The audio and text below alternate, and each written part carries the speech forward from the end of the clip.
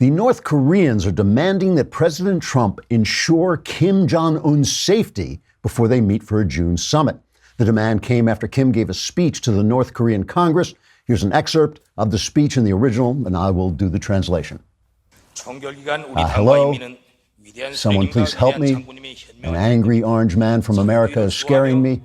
I don't know what he wants, but he scares me very much. Help me, please. He yells and is very orange, and I am afraid. He wants to take my missiles away and give the people money. Then I will have no missiles, and the people will find out they have not been eating well, and they will hate me. I cannot sleep at night because of the scary orange man. I want my teddy bear, or I will kill everyone in the whole world. President Trump says if Kim doesn't come to an agreement soon, he's going to slap him so hard his hair will fly off and kill the two people standing next to him. Ever since that, Kim has not come out of his room and hides under the bed cuddling his blankie. So the negotiations are proceeding apace. Trigger warning, I'm Andrew Klavan, and this is The Andrew Klavan Show. I feel hunky-dunky, life is tickety-boo. Birds are winging, also singing hunky-dunky-doo. Ship-shape, tipsy-topsy, the world is zippity-zing. It's a wonderful day, hurrah, hooray! It makes me want to sing. Oh, hurrah, hooray! Oh, hooray, hurrah! All right, it's mailbag day. Hey,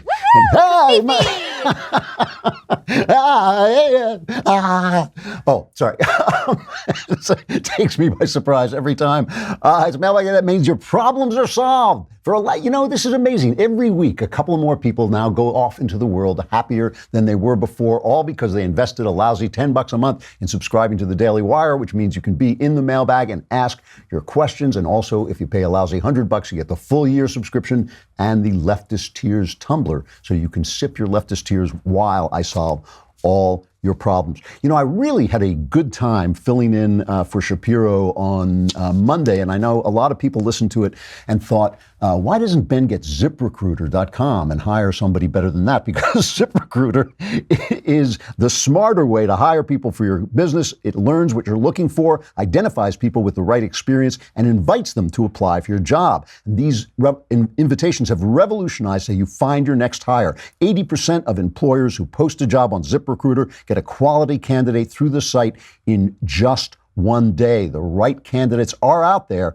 and ZipRecruiter is how you find them. Businesses of all sizes trust ZipRecruiter for their hiring needs. Right now, my listeners can try ZipRecruiter for free. That is right. That's free, which is even less expensive than not free. Just go to ZipRecruiter.com/dailywire. That's ZipRecruiter.com/dailywire, all one word. ZipRecruiter.com/dailywire. And you'll never have that experience that Shapiro had where all his shows were canceled after Monday. He can't understand it. He was doing so well, and suddenly I went on and saw ZipRecruiter is the smartest way to hire. All right.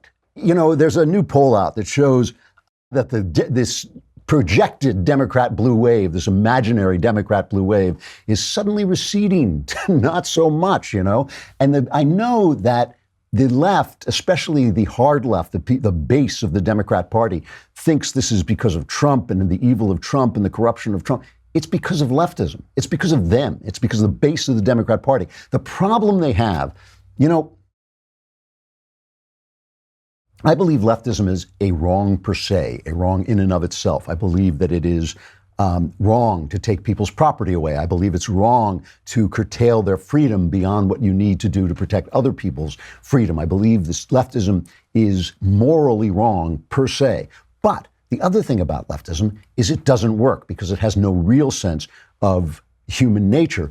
And that means we can see in front of our eyes what happens to the places that leftists control. We can see leftism in operation, and it's not working, and it does terrible things. This new poll, it's an amazing new poll. It's released on Monday from a left-leaning news publication, Reuters. It showed that Democrats are paying dearly for their disastrous week last week, where they lied about President Trump's comments regarding violent MS-13 gang members. But I think it's more than that. I think that is what leftism makes them do. The Reuters poll revealed that the double-digit lead that the Democrats held over Republicans last month in generic ballot voting for the 2018 midterms among registered voters is now completely gone, and Republicans are now in the lead for the first time in this generic poll. Recent polls have also shown that Republicans could win up to 9 seats in the Senate, and the millennials are leaving the Democratic Party in droves. And again, they think the problem is Trump, but the problem is leftism. We can see what it does. We can see what it does, turns countries into, like Venezuela. We can see what it does to cities like LA and San Francisco and Chicago, which are now cesspits, Portland, because of leftism. But also we can see what it does to them, to human beings. This thing with Tomi Lahren. Tomi Lahren is this kind of blonde, good-looking firebrand on Fox, and she's always, she's a provocateur, kind of in the Ann Coulter mode. She's in a rooftop restaurant in Minnesota, and she's with her mom and dad, and somebody just starts screaming obscenities. A couple of people started screaming obscenities with her. She got into it a little bit with them, and as she's walking out, there's a little video of somebody just tossing water at Tomi as she's walking out the door. Unbelievable. Even worse. They put this out on Twitter, and all these people on Twitter are going, yeah, that's it. That's the way I would do the same thing. She has no right to hate. It's hate. Well, let's listen to her response. She was on Fox News, and Tomi responded. This was something that was embarrassing for me and embarrassing for my family. At the end of the day, I'm a person too, and I do get humiliated and embarrassed just like anyone else, but I'm tough. My family's tough. We can handle it. I think that those that threw the water and that were applauding and laughing about it wanted to get their 15 minutes of fame by making a video of me. I think looking back, those are the people that are going to be embarrassed by their actions. I think their parents raised them better. And furthermore, you don't have to like me. You don't have to agree with my political opinions, but you don't have the right to throw things at me. So they put this up, and a lot of people are screaming, are congratulating the people who did this to her, screaming the obscenities and throwing the water, including Kathy Griffin, who said, it's not cool. It's not cool to take physical action. But look what leftism did to Kathy Griffin. See, we see what it does to people. I'm just talking about the practicality of it. I'm not even talking about the morality of leftism. I'm talking about the practicality of it, what it does to Venezuela, countries like Venezuela and Russia, what it does to cities like Chicago and San Francisco, and what it does to human beings and turns them into that. Why? Why? Because leftism, the thing about leftism is once we know that it doesn't work, we realize it's never about the problem. It's about how it makes the problem solver feel. It's about the problem. You ever notice when people leftists start talking about blacks and the problems in black communities and the crime, they always end up talking about whites. It's always about, well, it's white privilege and white policemen and white this and white that. It's never about the actual people who have the problem. It's always about other people. And why? Because leftism is actually about how it makes white people feel. It's not about solving problems for black people. If it were just about solving problems for black people, white people would be for it, right? We don't want problems in the black community. White people aren't sitting around going, yeah, I'd like there to be crime in Chicago. Nobody's thinking that. So it always comes down to the white people, because what it does is it makes you feel, it confers on you a sense of righteousness, a sense of virtue, a sense that you're doing these things for people. And when it doesn't work and somebody says it's not working, you lose that. You lose that sense of righteousness. And that's why who attacks a woman like that in a restaurant for her opinions? Who does that? You have to be a degraded human being to do that. And it's leftism that makes people degraded. If you look in the mirror, if you're tweeting, yeah, go ahead, that's what I would have done, look in the mirror. When a philosophy does that to you, when a philosophy turns you into that, change your philosophy. Basic rule of life. Change your philosophy if it turns you into that, right?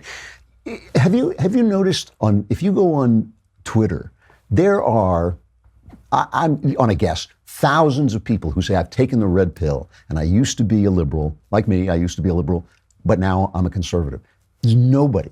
You can't find anybody who used to be a conservative and became a liberal, because conservatism is ennobling. We get in a lot of arguments. I'll call them arguments, but they're not hostile arguments. We get a lot of arguments here at the Daily Wire. Ben will see something one way and I'll see it another, and we don't care what Knowles thinks, but he has an opinion too. And we're all into it and yelling at each other, but we all change our opinions. Nobody ever says, oh yeah, you were right. But we do change our opinions when we hear something, that makes sense and all this. That's ennobling. Makes you grow. That makes you better. You are thinking, we do remember, I started out obviously very much against Donald Trump during the primaries. I haven't changed my opinion about him as a person, but I see that no matter what kind of person it is, he's doing a great job as president. Why don't I care that he's a bad person or that he's done bad things?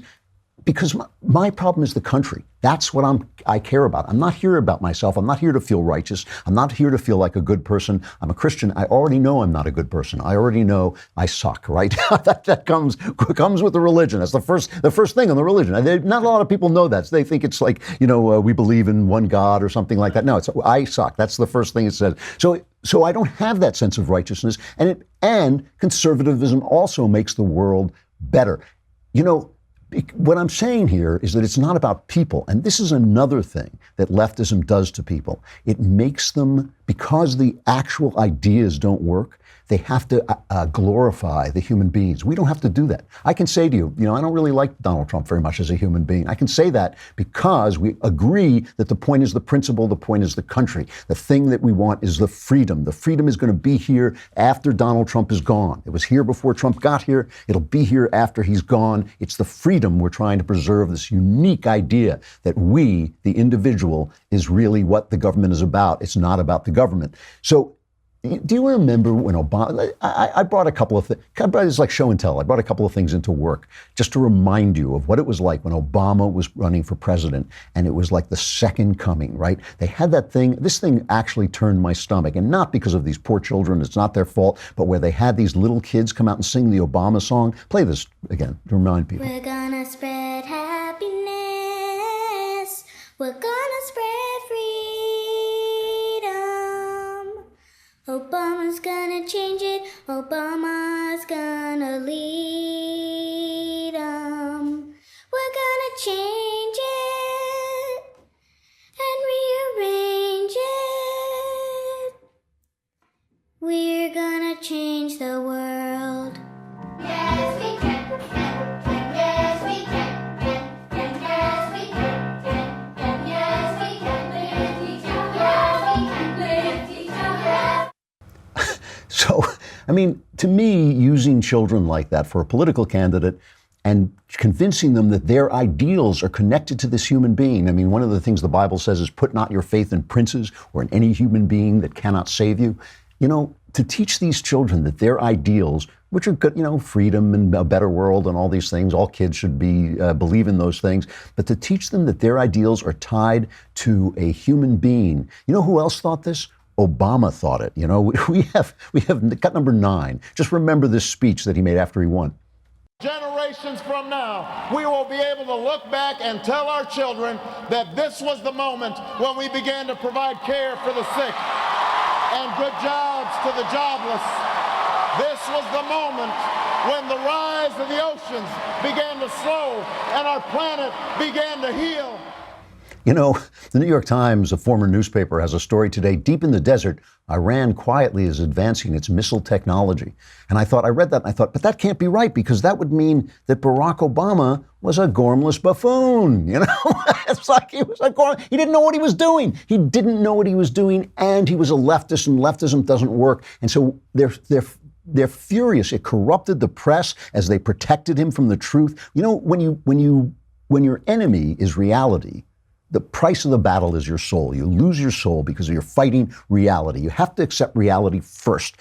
It's one of the reasons, I don't really like the welfare state, but I think the welfare state has helped to preserve capitalism. And so I think, all right, a little bit of welfare state, we got to cut it back and keep it down. But it's actually worked against the logic of socialism. It actually saved capitalism from socialism. Okay, I'll make that compromise. I'm not an absolutist in any way. But guys, the base of the Democrat Party is saying to the Democrats, resist, resist, resist, Trump, Trump, Trump.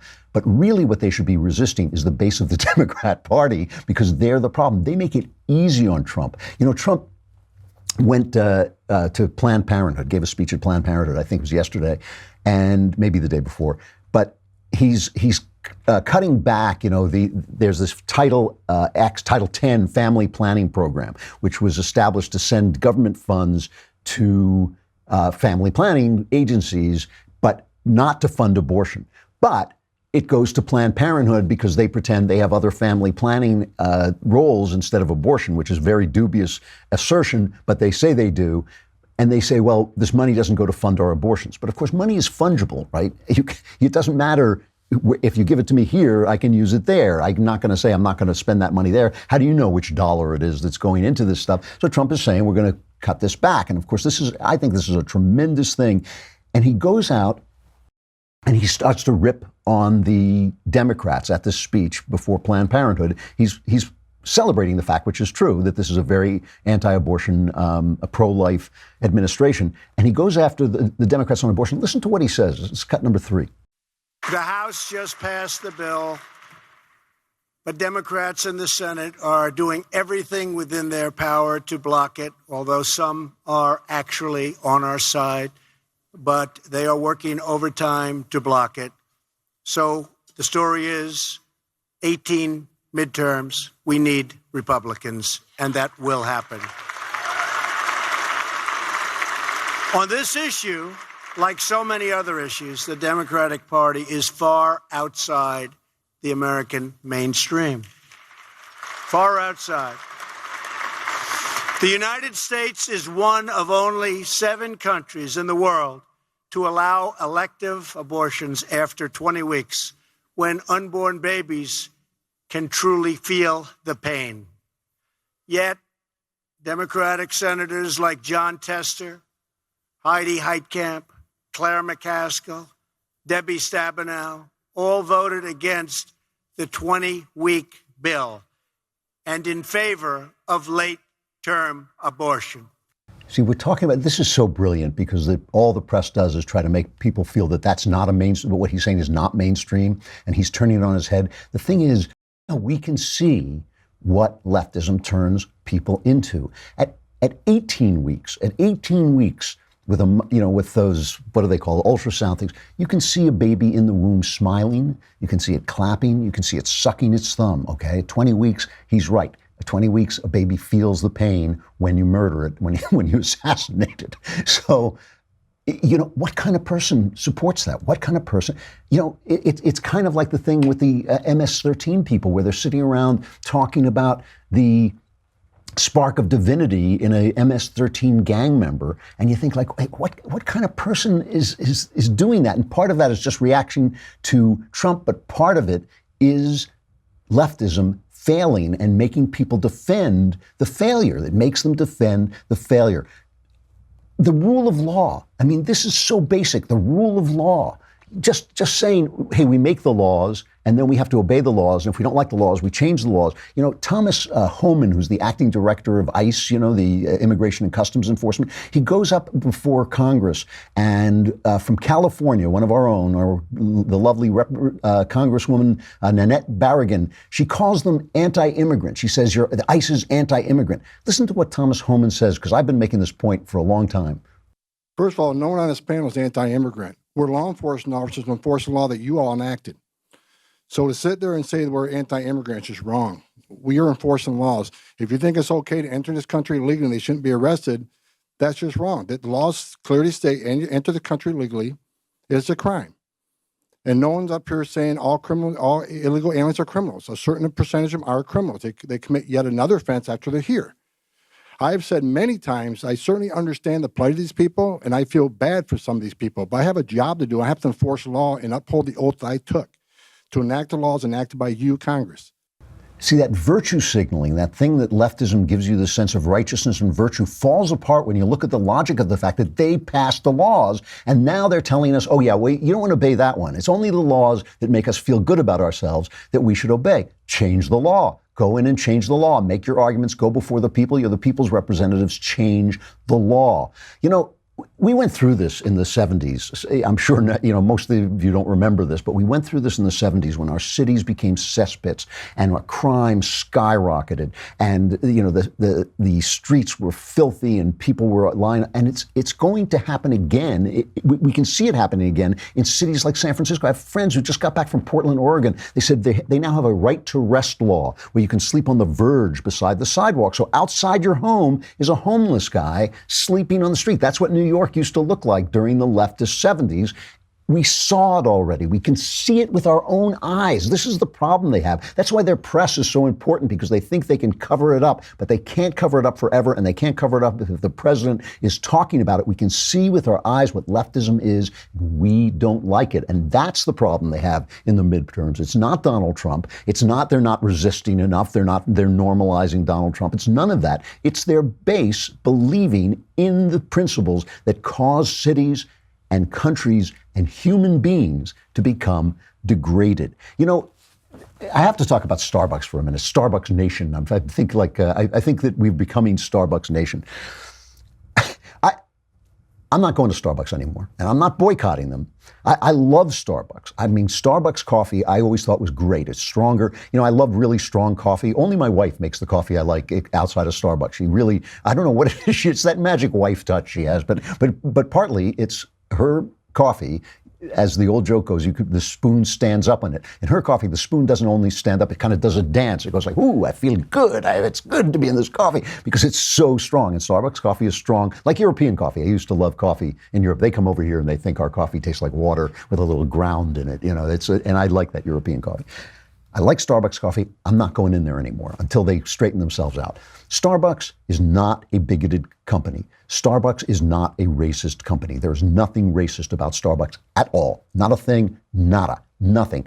But they bought into this thing. They got played by a couple of guys who came in and sat there and tried to use their bathroom, didn't buy anything, refused to buy anything, refused to leave when the police told them to leave.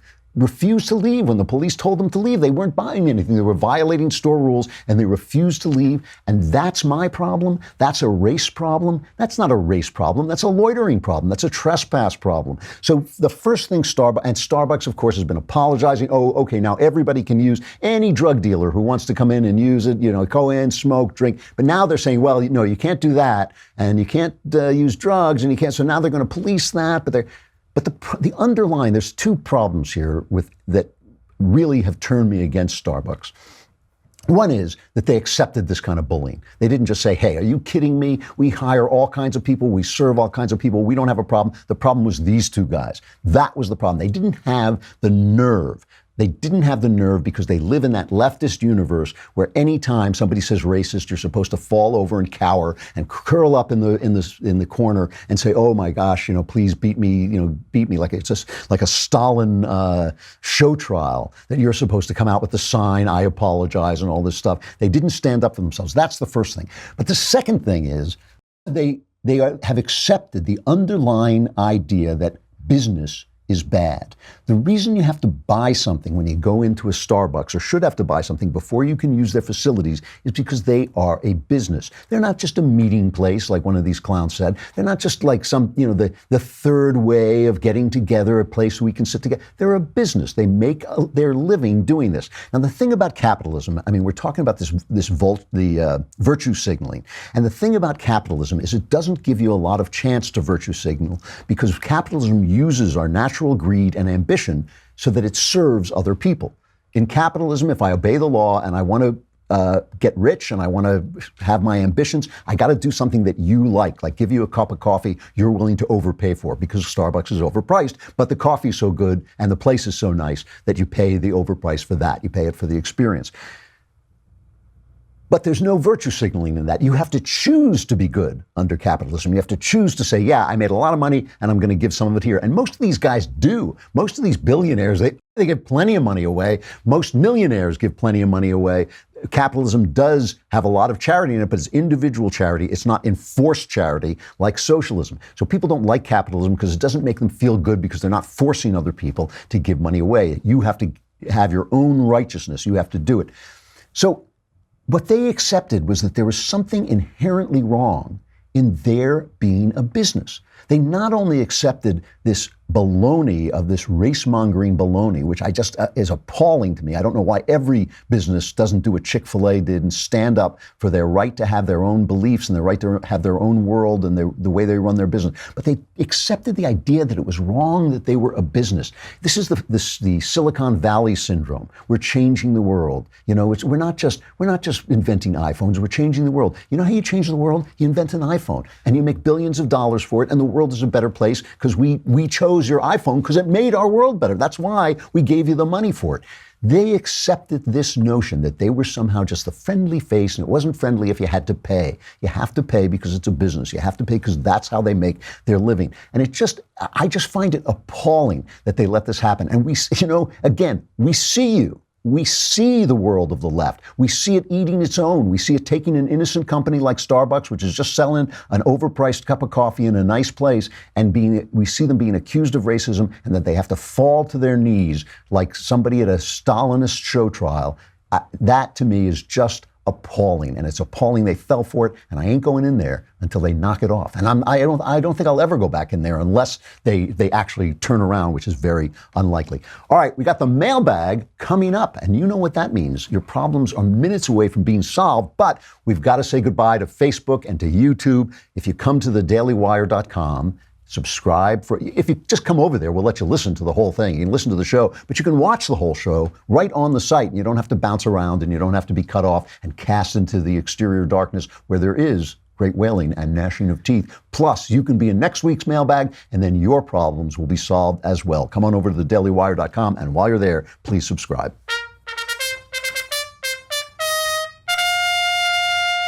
It's the mailbag. Is that a new one? It sounds different. All right, never mind. From Tamara. We've got some very intense personal ones this time, so we're going to read these. From Tamara. Hello, great and wise man. I guess it's to you, Rob. It's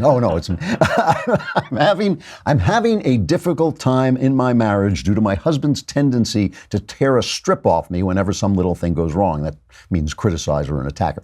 Granted, he does a lot and is an incredibly hard worker and a great father to our 3 boys. He has a high-pressure lifestyle full of work and balancing the kids' schedule, as do I. I'm a stay-at-home mom.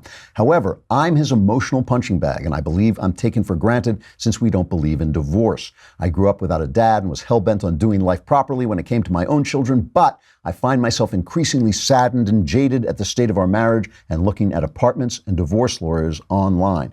I'm no pushover. I stand up for myself, but I'm exhausted at having to stand up for myself. My boys are unfortunately watching us fight too. My husband can't understand why I would rather watch 1 million episodes of the Michael Knowles show than ever have sex with him. That is bad. Things are really going wrong here. And even 1 episode would be too much. He keeps telling me the problem is that I can't forgive when forgive is all I've done for the past 15 years of our marriage. I think the problem is I have no more trust in him or faith that he'll ever be good to me. I need to know how to get through to him, as I really am growing tired of all the berating and belittling I'm being subjected to. I really did not sign up for that in my life when I decided to get married. First of all, obviously, when I get a letter, I only know what you tell me in the letter, and I'm going to take it at face value. But I also think there are 2 sides to every story, and you do want to look at yourself and just say, okay, where's my contribution in this? You know, am I making a contribution? Maybe you're not. I don't know. I'm going to take your email at face value and just assume that you are in the right. First, if that's the case, if he is really being this hypercritical of you and taking everything out on you, I have to challenge your assertion that he's being a great father to your 3 boys.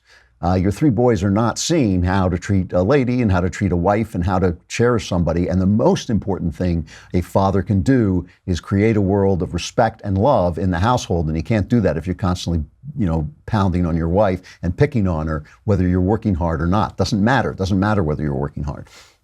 If you have 3 boys, and I assume if you've been married 15 years, then they're all still at home and they're all still pretty young.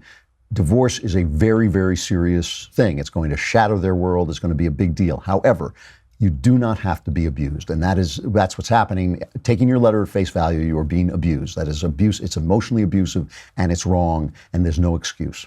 That's it. So here is what I would suggest.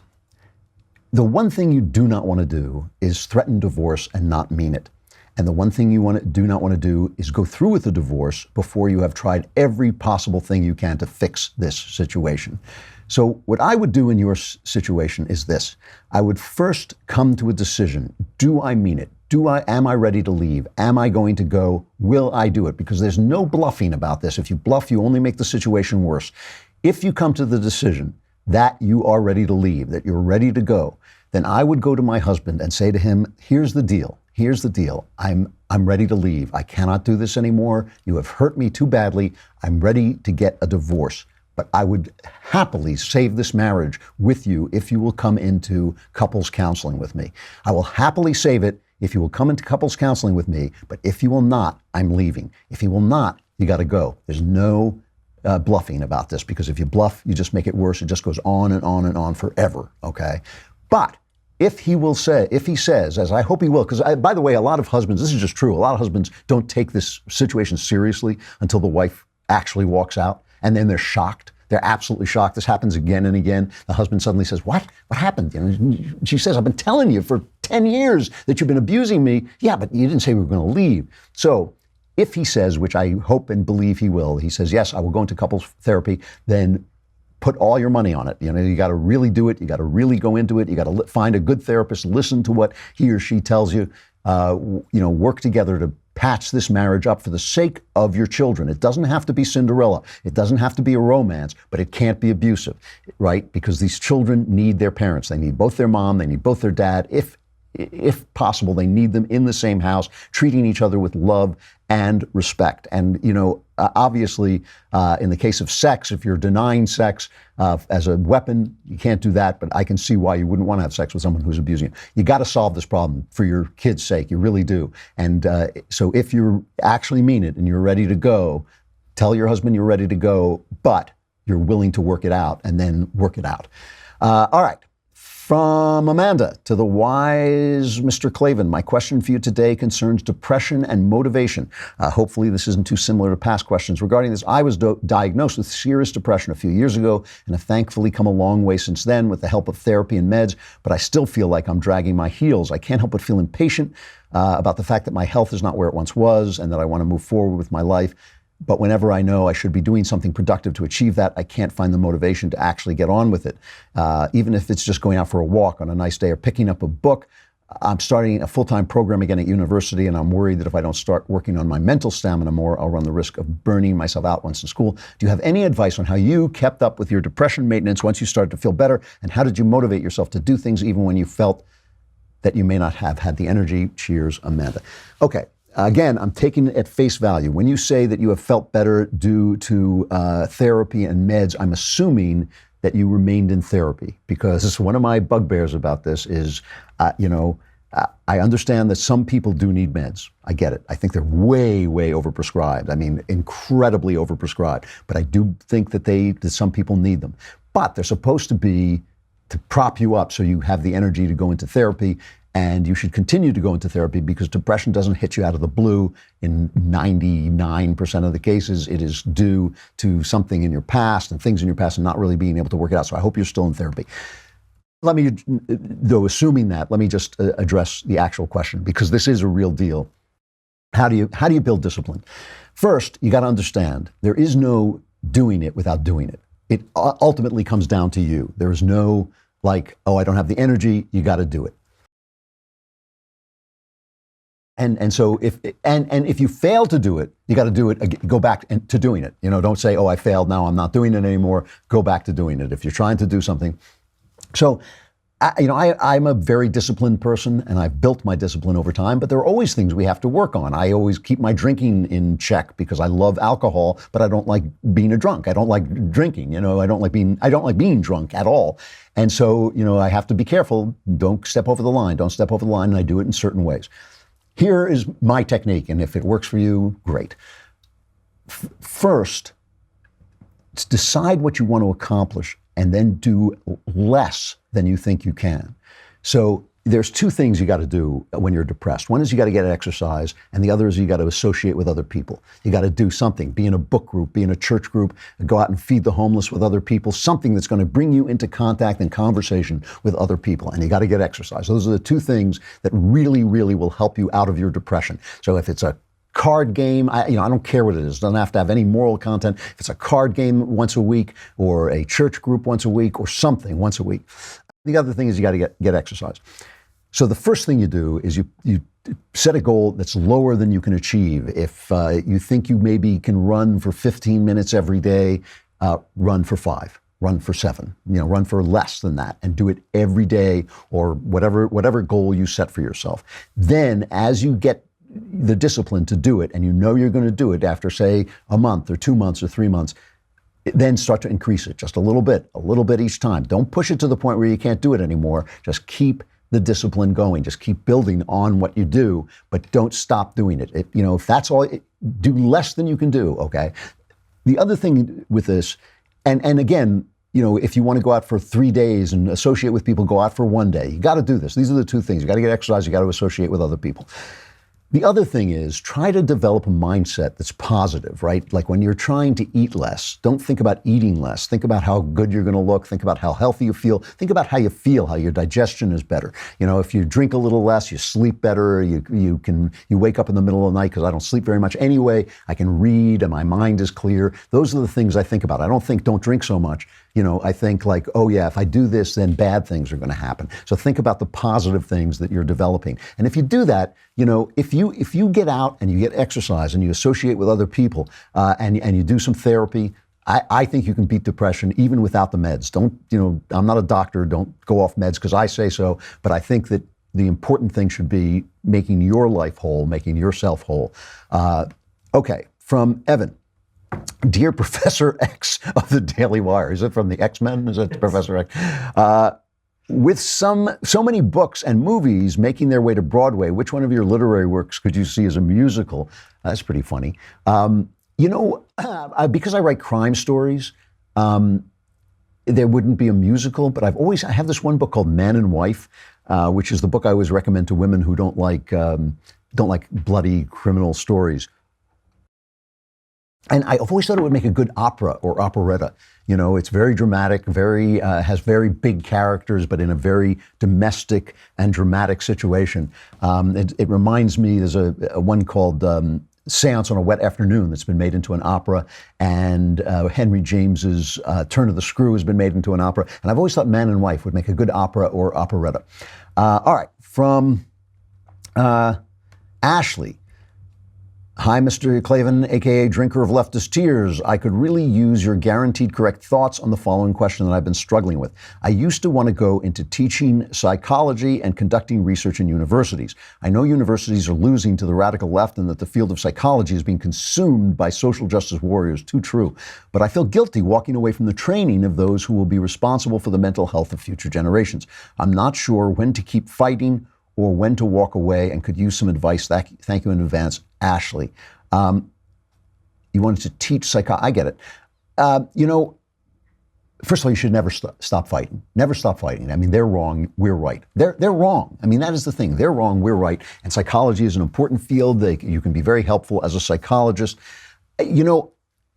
I think what I would do in your situation, and you're absolutely right about the psychological field that is filled with social justice warriors, and you do not want to give them any quarter whatsoever because it's harmful to people's psychology, not helpful to do social justice war.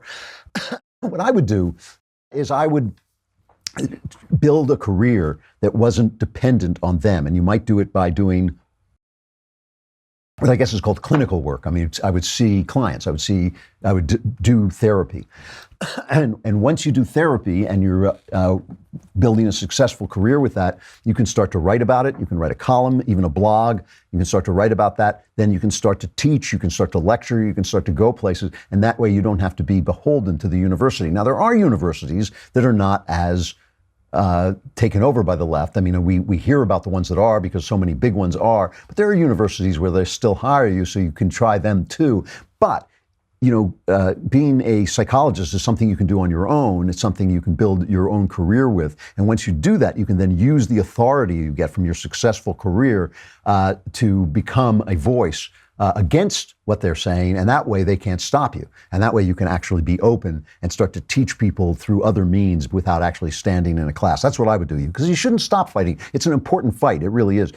So I got a lot of emails about Devin Nunes' name, mispronouncing it, and how it wasn't funny. And a lot of them were lovely and just explained your point of view. And thank you very much. And I hear it. I'm not here to annoy you. I'm really not. I just love kidding around. I have a big, crazy sense of humor, and I use it, and it comes out in Devin Nunes' name. Some of them were enraged. Am I wrong? Is that unfair? No, it's true. Some of them were enraged. And all I can say about that is if you're enraged about me saying Devin Nunu no, you're too enraged. That's too angry. You don't want to be that angry. You're a conservative. You should be full of joy. You should believe in God. You should have God in your life. You should have freedom in your life. We're winning. We're winning. It doesn't matter if I make jokes about it. You should be happy. But I do have to play this piece about, because a lot of people just said, oh, the joke was getting old, and I get that. The thing is, I always berate myself for not sticking with running gags, because I like a running gag, but I get tired of them. I get tired of just about anything, doing it too often. So I used Kafifi for a long time, Kafefi, for a long time, and then I stopped, and Noel stole it. He said, I can't leave these jokes lying around because he takes them. But I mean, I do let my running gags die after a time, but this cracked me up. But then I saw Chuck Schumer making the speech, and he's attacking Devin, whatever his name is. Listen to what he says. While an investigation is open and active, demands for oversight are tantamount to interference, especially when the folks demanding the information are the most biased, irresponsible actors. A man like Devin Nunes.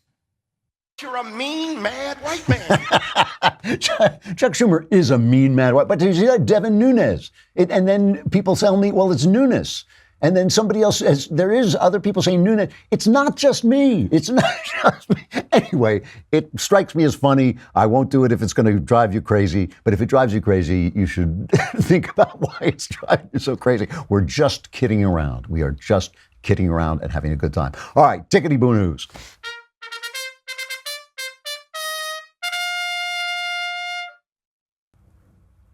So what Trump and Mensch, Michael Pence, are doing in this abortion fight is great. It genuinely is great that we now have, as Trump himself said, we now have a pro-life president of pro-life, vice president of pro-life Congress. And obviously they're up against Roe v. Wade, but they are doing wonderful things. And just the fact that they're reminding us that they are in the mainstream, that people do see, we talk about that 20-week-old baby, but that's 5 months. That's 5 months old. But also great, also tickety-boo, is the fact that science is really on our side, and it is more and more. Thomas Aquinas, one of the greatest minds in the West ever, I believe, I didn't refresh my memory on this, but I'm pretty sure that he said that abortion was allowed until what's called the quickening, when you could hear the baby move. And a lot of people say, well, Thomas Aquinas, a father of the church, said you could wait till the quickening. But of course, he didn't have ultrasound.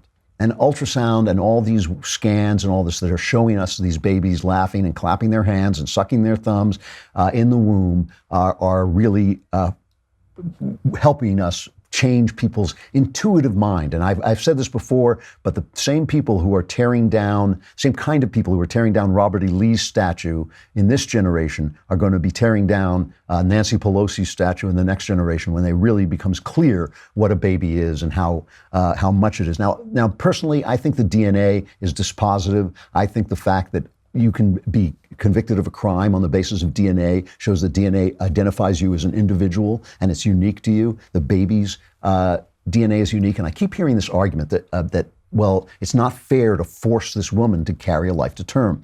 And there is this argument about this famous violinist. Have you heard this? All right, this is a big argument. And somebody tweeted me and said, what's the answer to this argument? It's I think it was originated by a woman named Judith Jarvis Thompson. She says, I propose that we grant that the fetus is a person from the moment of conception. How does the argument go from here? Something like this, I take it, every person has a right to life, so the fetus has a right to life.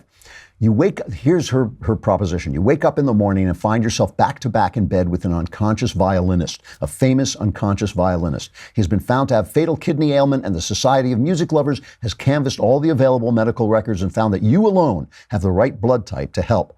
They have therefore kidnapped you, and last night the violinist's circulatory system was plugged into yours so that your kidneys can be used to extract poisons from his blood as well as your own. The director of the hospital now tells you, look, we're sorry. The Society of Music Lovers did this to you. We would never have permitted it if we had known, but still they did it, and the violinist now is plugged into you. To unplug you would be to kill him. But never mind, it's only for 9 months. By then he will have recovered from his ailment and can safely be unplugged from you. Do you have the right to pull away and let the violinist die, which obviously I think you do. And people say, wow, I read this on a philosophical website. What a great argument. It's not a good argument. It's what's called, I believe it's what's called, I'm not a philosopher, but I believe it's what's called a category error. It is taking one category of thing and comparing it to another category of thing and expecting them to correlate in terms of moral arguments or any kind of arguments. The woman grants that the fetus is alive, that the fetus is a person, right? If the fetus is a person, then the woman is a mother and the fetus is her child. That is the relationship they're in. It's a unique relationship. There is no other relationship with mother and child. And we acknowledge that mothers have a responsibility to their children. If the child could only thrive on breast milk, the mother would not be allowed to walk away from that child and not feed him or her the breast milk because it's her child. It is her child. And we also know that the child didn't just appear there. The woman took an action and had sex, and that created the child. So the only way you could connect that would be through a rape, but still, even though that's a rape that causes a pregnancy is a tremendous injustice, a tremendous crime. It's a tremendous crime, but the criminal is not the baby. The criminal is the rapist, right? So it's still a mother with a child. It's a totally different and unique category, and she does have a responsibility to keep that child alive. You know, the thing is, the reason they don't want to accept this, of course, is because of the freedom of the woman, which I'm very in favor of. I want her to be free, but I don't want her to be free at the cost of somebody else's life. But if they start to accept, if science forces us to accept the uniqueness, the individuality, the humanity of the child, we're going to have to reconsider our attitudes towards sex. And you know what? That's going to be a good thing for everybody, because right at this minute, our attitudes towards sex are so broken and it's hurting so many people, especially young women. And so when young women start to reconsider what sex is, what it's there for, what it means, and what it does to them, I think that that's going to be a good thing rather than, oh, I created a human, let's kill it and go back to having sex. I think that is a good thing. I think it's happening. I think it will happen because I think the science is ultimately irrefutable. We have a great interview tomorrow with Mike Rowe, isn't it? Oh, yeah, good, really good interview with the great Mike Rowe. Be here for that. I'm Andrew Klavan. This is The Andrew Klavan Show.